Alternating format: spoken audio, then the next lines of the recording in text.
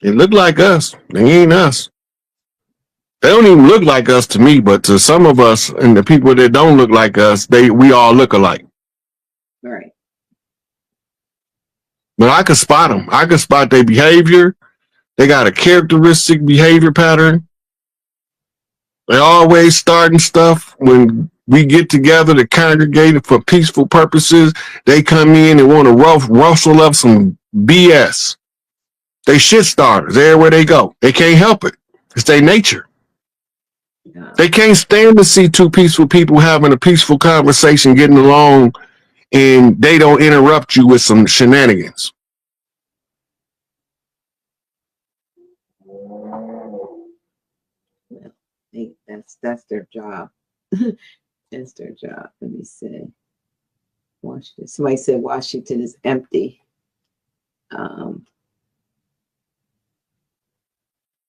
Let's see. Look, it's a lady on YouTube named Andrew, been filming it for the last 6-7 years. Showing all the buildings. Some of the buildings is just like ghost towns. They got fences around other buildings. Some buildings just not even being used. The United States Treasury moved. It's not even in DC no more. The headquarters. They got a satellite office still there, but the main headquarters is right outside Reno, Nevada now, on a native base, on a native reservation. So what are the so-called all these senators and Congress people? What are they doing as far as when they're allegedly not home? They're up in DC. Where are they? What they doing? Because I got somebody here. They have origins. Look, I'm going to say I know somebody here who's our so-called senator, and I wonder, what I've heard that's going on there. When she goes off there, where the heck is she going? Or do they, is there some kind of do they just kind of sit around and go, okay, meanwhile, what we do next? But they're not really doing anything. Now you see these congressional hearings every now and then. Like they're speaking of congressional hearings. There's one that went on in the last few days or a couple of weeks. I don't know what it is. It's supposed to be Senate, Congress, whatever. But where do they go? Where are they going since everything is? Since you brought that up, go back to the Senate hearings that they invited Jeff Ford to and look at the building, and then look at the building they having them in. That's not the same building. Jeff Fort, the one that you've been talking. Yeah. See, they called him down there because they gave him grant money. And he was the first person that they ever had a congressional hearing to determine what you do with the grant money we gave you. So he came in, he gave his name, he got up and left. But they didn't like that too well, so they decided to railroad him into prison. Right? Go look at the Iran-Contra hearings. That's not the same building. So wherever they at, it's a studio. Really? The real House Senate building is a vaulted ceiling. These ceilings is low. Right? And it's set up different. Right? They got a spot for the Speaker of the House, and then they got a seat on each side of the Speaker, and then the rest of the Congress sit around them. It's modeled after the Unity Hall in Philadelphia. Yeah, we were there with Empress. Yeah. That was the Capitol until they rolled out contract for the Crispus Attucks situation. They had to move the Capitol because the tribe, one of the elders, put a curse on the building. They bought it like they had hot sauce on their ass. So when we went, Empress sat in that high seat, and they like to have a triple conniption. That was taking back the power. That was Big Mama sitting on Big Mama's seat, and they didn't like it, but it wasn't nothing they could do about it because they already know who we are. right? So if you remember when you was there, it was a lady in the other room. She was recalling the curse that was put on the place, and she was telling you don't read nothing in the history books. They're all lies. Right? She was the closest blood relative to the one who put the original curse on the building. So when Empress sit in the seat, she had to unlock the curse in order to take back the power. And that wasn't planned. She said she didn't even know she was going to do that when she was going. She was just following what she felt.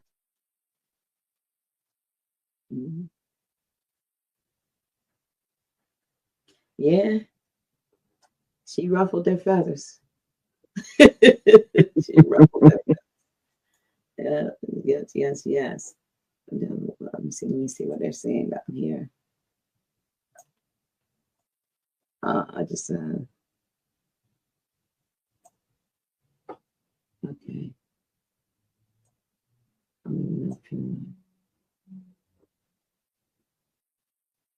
Very strange things happen in Philadelphia. Oh, wow. That bullying for a situation bring the Eagle too. I'm just trying to see if there's anything, if anybody was asking any particular questions. Oh damn, that got her response was funny. The courts have nothing to do with us, by the way. Say what? Somebody asked a question about the courts. The courts have nothing to do with us. And the way that you know the courts don't have nothing to do with us is it's a matter between barristers. The judge a barrister, the prosecutor a barrister, the attorney's a barrister. They all barristers. You're the only one not a barrister. So what do you have to do with barristers' business? They tricking us. But jurisdictionally, if we haven't done certain things to declare our status or correct our status, then we are in. They don't even acknowledge us correcting our status in their system. And no, they don't. They will only acknowledge certain people because they come from a certain bloodline. They know who we all are. So certain people will get relief, but the majority won't. Where's the rise of the Moors? Is they still locked up? They was right. Exercising what they call a constitutional right to form a well-armed militia. Also, the right to bear arms. Constitutionally, they was correct. But they still charging them with criminal behavior for following the Constitution. So either the Constitution means something or it don't, or it only means something for certain people. Mm-hmm.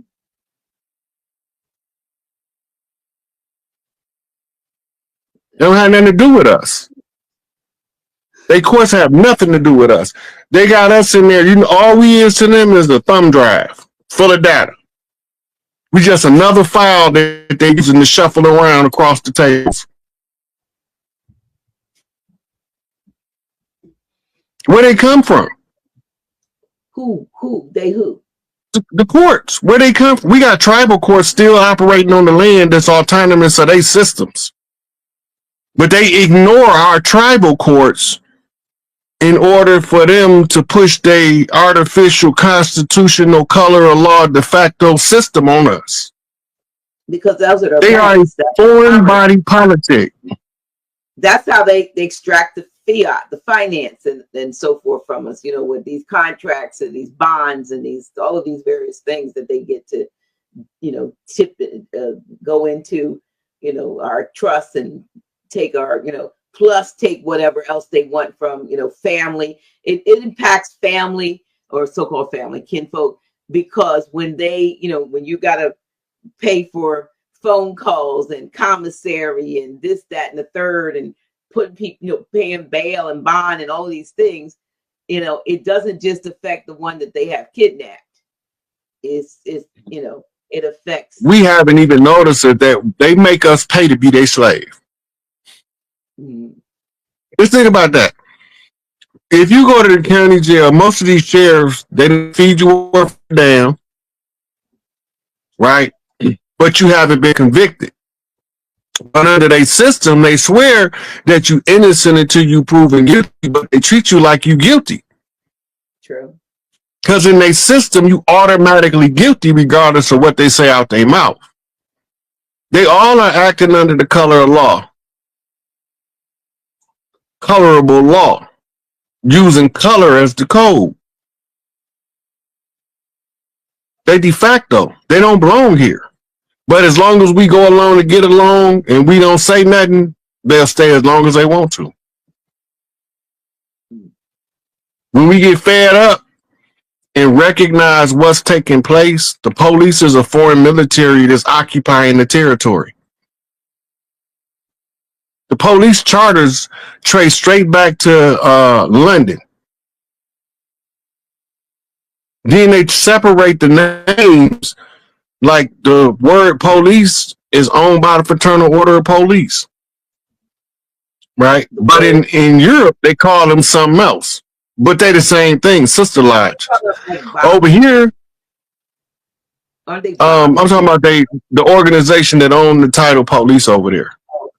Okay, now, over here, the pirates is called Skull and Bones, but over there, they called the Scroll and Key. Same thing, pirates. All they doing is coming to suck our blood. Vampires. Vampire. And we wore wolves.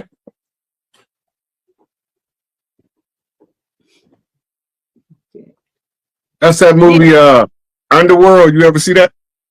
Underworld.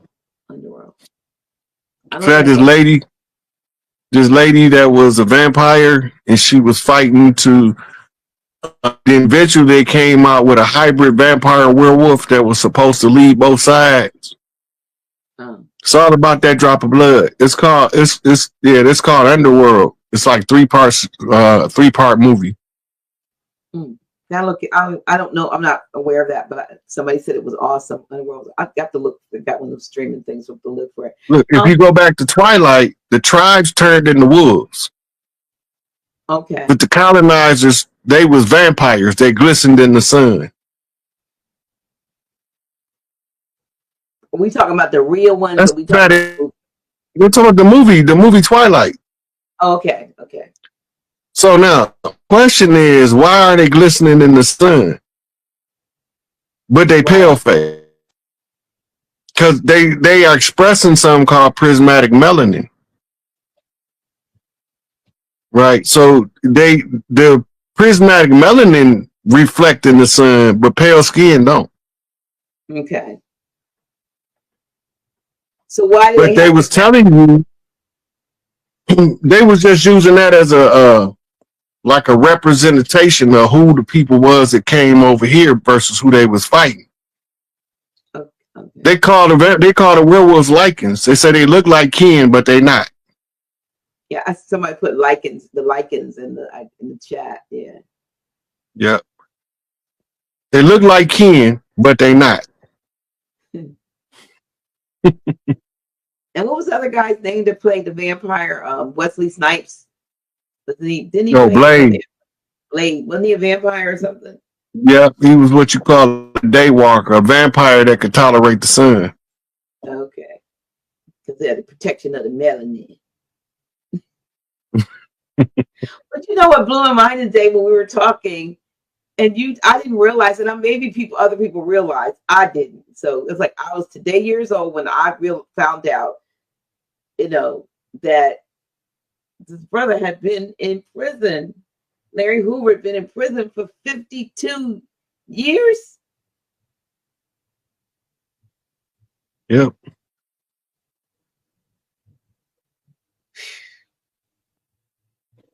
Yeah. That's a lifetime for some folks, for some people. But you got people that died natural causes before they even turned 50. Right. So he has been in the belly of the beast or whatever for 52 years. And then you told me he's in an admin max, which grossly restricts. Oh, Colorado for like 20-some years. Wow. So no family, no. Only like a handful of family members can visit him, and they got to be the same people on the list.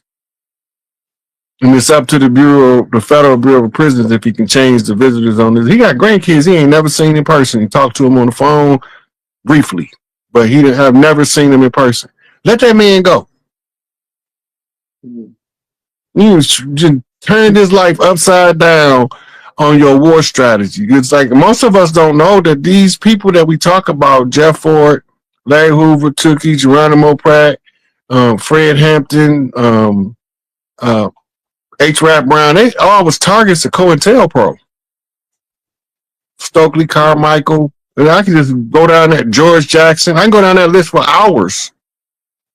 And they had 400 names on the COINTELPRO list in just Chicago alone. So imagine how many they had in New York, Louisiana, Miami, Baltimore, LA, San Francisco, Oklahoma City, all over the country. They was looking for one of us that would be able to galvanize the people to stand up against the artificial system. They didn't never want us to come from under this condition. And they thought that they had us. They thought that we was gonna never figure it out. Wow. Martin Luther King had to do a nonviolent protest because he didn't want those son of bitches getting another extension.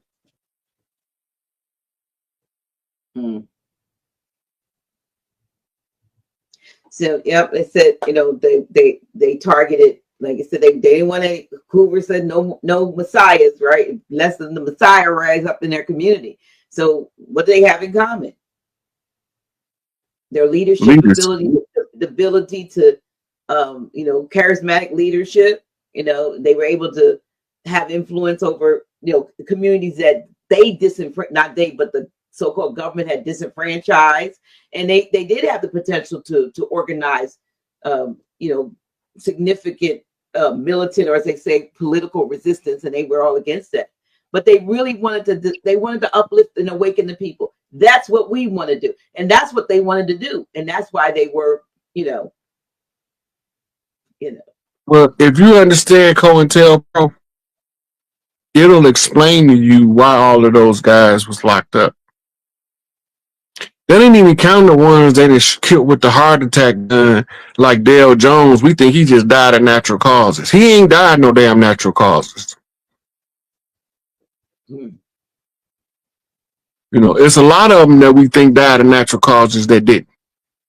And then when they really get mad, they send one of their minions to shoot your mama in the face because you was too effective. In church, on the front pew. Are we talking about Martin Luther King's mother?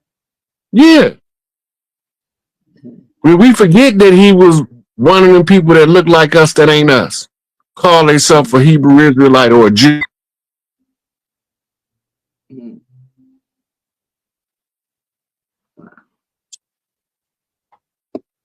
We talking about Martin now, right? Yeah, Martin Mama. Martin, actually Michael King. Well, if he changed his name, I'm gonna go with the changed name because that's what he want to be referred to as. But the point being is, they hated him so bad that they killed his mama. They had to come out of hiding to do that. Yeah.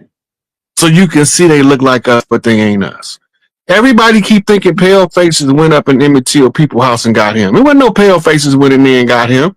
They gave him. They look like us. They took him out there. They didn't even show it in the movie. But in the movie, they mix them up where there's some pale faces and dark skins in there.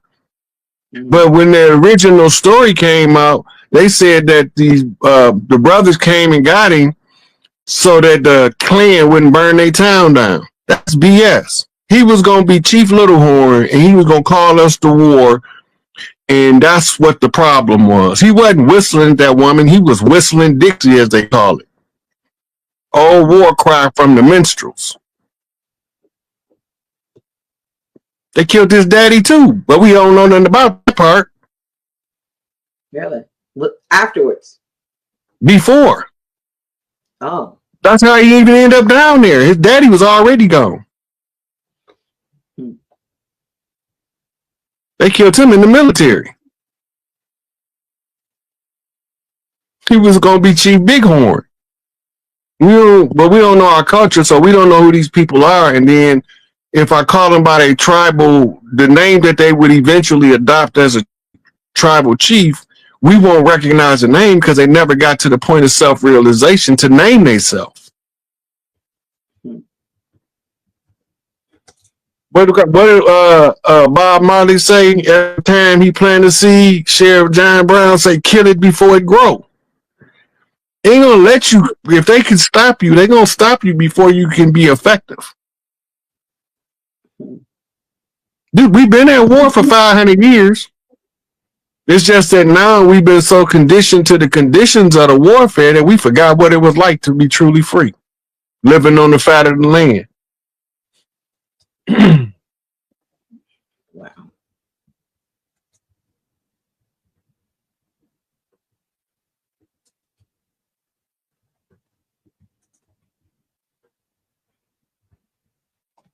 Well, I mean, their systems are designed to, just totally, like you said, to take away the power of unity from us. When like they say, I mean, it's very, very, basic, but where there's unity, there's definitely strength. And if you can have people, pulled in different directions, and it's not all from the same reason, for the same reason. I mean, there's so many distractions out there, and so many different agendas that people are following that we can't come together as a cohesive force. And they're still doing what they want to do in terms of that. And as long as we got the church versus the saved so-called versus the so-called unsaved, and the higher ups, or the so-called black middle class, and then but everybody's kind of, I think that stuff is kind of coming all down to the same thing. Everybody's complaining about the cost of this, that, and the third, because now they don't care. Everybody's being thrown to the wolves. But I'm saying there's so many things. And how, Chief, do we begin to bring the focus to a unified point? Like we're all looking at the same thing. What can we agree on? What should we be agreeing on? The only thing we need, I don't know if we need to all agree, because everybody's not going to always agree on everything. But what we need to understand is that the corporation that's masquerading as our government is a fraud. That one thing alone, it gives us support from every community across the land, from pale faces to Hispanics to the original people of the land to the African immigrants. Right? Once we understand that it's a constructed fraud, then we're in a position to begin to see the problem. Mm-hmm. Right? If they don't keep us divided, that's the number one tool. Matter of fact, on your AI, ask them, how much do the FBI spend on confidential informants every year? I heard they spend millions. I don't know. Yeah. You think about how many people that is, and there's averaging $100,000, close to $100,000 per informant. That's a pretty lucrative job. Let me see if I can find out. You mean like individual or just overall per cap? Yeah. Per cap, annually, how much did the FBI spend on confidential informants? I don't know. Oh, wow. So I don't know what they spending now, but it looks like, oh wow. So back in 2012 to 2018, they spent an average of $42 million a year on confidential human sources. That's what they're called now, CHS. That's just the FBI. Mm-hmm. Yeah. Now this year it says for 2025 they requested 11.3 billion in direct budget authority. So I don't know how much of that would be going to, paying that, but paying confidential. Look, we all seen him, but we didn't know we was looking at. The guy that hang out with all the drug dealers don't sell no dope, but he balling just like them. Mm-hmm. He know them all. He'll never get arrested. He'll never sell no dope, but he hang out with all the drug dealers and keep a wad of money in his pocket. They call it petty cash.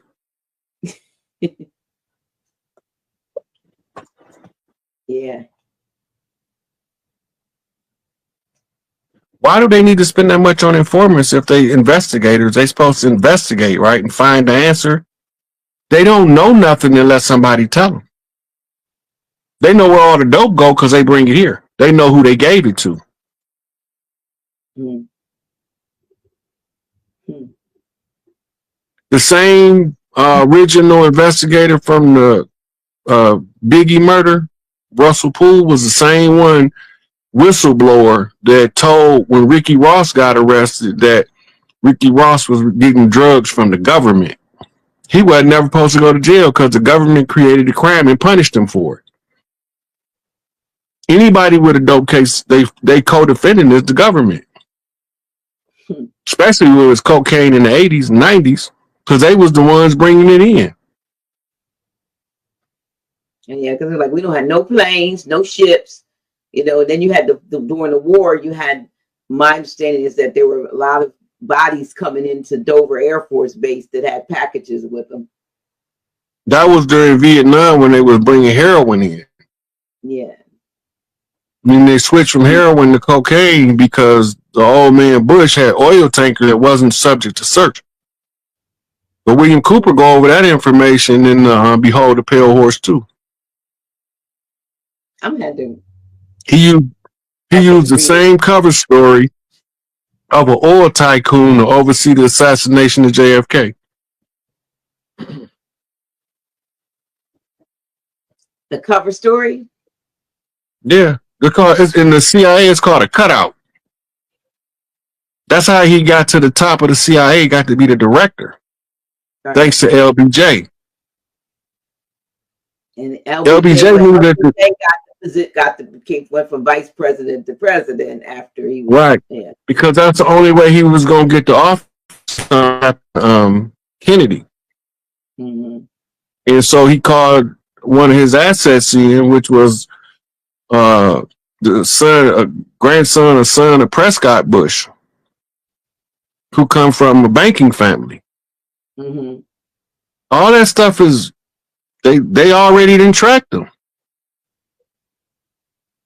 All of the illicit wealth for the last 50 years has been being tracked. Wall Street got caught. Like everybody think Wall Street trading. That's all phantom trading right now. They just moving numbers because they already been caught laundering over $1 trillion in human trafficking money, illegal money, and illegal drug money. $1 trillion in each. That's a whole lot of money. You ain't know who got the money, where it went, and how they got it. You thinking they working in hundreds of billions of dollars? Those are electronic transfers. Yeah. That ain't no cash. Well, what about the ships that were going out before 9/11, allegedly in the dead of night, from the harbor there? I'm not familiar with the ships. I do know that they had vans that was collecting the gold that was on reserve in the World Trade Center. Right, I heard leading up to the. Yeah. So you heard it was vans. I heard there were ships that were leaving. That were taking things out prior to. Yeah, they were supposed to be dumping, trying to get rid of some of the evidence by dumping gold in the oceans. Well, I don't know if they did that or not, but that was one of the reports that I came across. I'm wondering what would be the point if you dump it. If you know where you dumped it, you go back and get it later on when all the stuff is blows over, right? Yeah. And then you knock down a building a couple of blocks away and make sure it, you know, was probably holding records of stuff that you took out. Yep. Yeah, that was a John Jr. was telling us everything in George magazine. We didn't know what he was talking about because he was talking in code. who was now? John Jr. Oh, he talked about it in George. He got the whole magazine is coded from cover to cover. He named it George because he was after George Bush. George Bush. That's why. Oh my goodness. Yeah, the CIA the ones told him that who killed his daddy. They figured because he was a clean cut pale face that he wasn't going. They keep forgetting they Irish, and Irish is just light skinned Negroes. Well, now there's a man that, you know, and of course Dr. Key has had him on her show. I think she has, at least she's talked to him, that says that he is the real JFK, and talks about a lot of different things, including, you know, Mr. Trump not being the I know what you're talking about, but I never listened to him. I don't know. He said that he was switched with the son Aristotle Onassis when Jackie took up with him. That's not what he says in the book. He says that one of Aristotle Onassis' son was actually murdered in his presence, but he I don't know where the boy allegedly came from that he claims, but that wasn't the real John.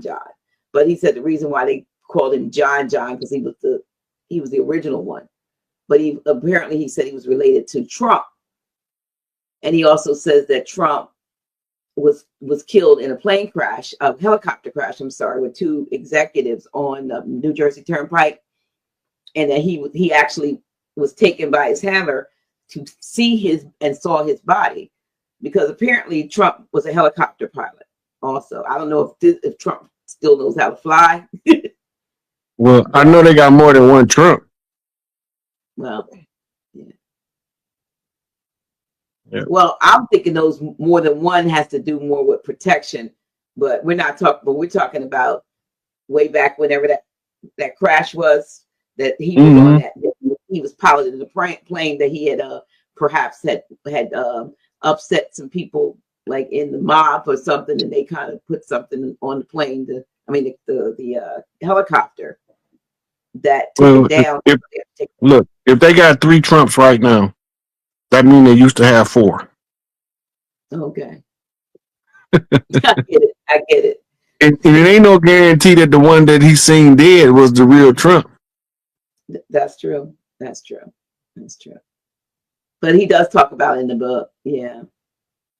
I never read the book, so I don't know. He even mentioned a little boy that was there at the same time he was. He said one day I'm going to be star. He said the boy was Denzel Washington, and he has a picture in there of them at this event. And so I was like, oh. But it almost seems like if that was true, it would almost put Denzel more into one of those MK Ultra type situations, having been groomed. But I don't know. But he says it in the book. I'm not familiar enough with his background and story to really